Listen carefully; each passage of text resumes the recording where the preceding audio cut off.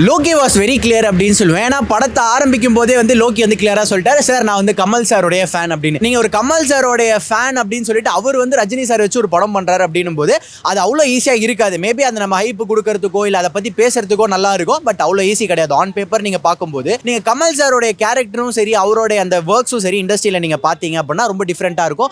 ரஜினி சாரோட core different. ஏன்னா Rajini sir அப்படின்னு வரும்போது மாசு கிளாஸ் ஸ்டைல் அப்படின்ற விஷயங்கள் உள்ள வந்துடும். ஆனா நீங்க கமல் சார் அப்படின்னும் போது அந்த எஃபர்ட் அந்த கேரக்டருக்கு கொடுக்குற இம்பார்ட்டன்ஸ் அந்த பாடி லாங்குவேஜ் கொடுக்கறது அந்த மாதிரியான விஷயங்கள் ரொம்ப இம்பாக்டா இருக்கும். ஸோ அவ்வளோ ஈஸியாக லோக்கிக்குமே இருந்திருக்காது.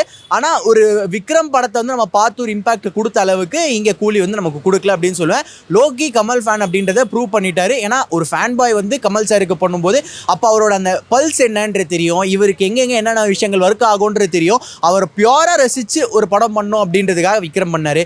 பட் கூலி அப்படின்னு வரும்போது ஓகே நம்ம ஒரு ஸ்டாருக்கு பண்றோம் அப்படின்ற ஒரு விஷயத்துக்காக அந்த ரெஸ்பெக்ட் பண்ணியிருக்காரு. பட் அது ஒர்க் அவுட் ஆச்சான்னு கேட்டால் பெருசாக ஒர்க் அவுட் ஆகலை.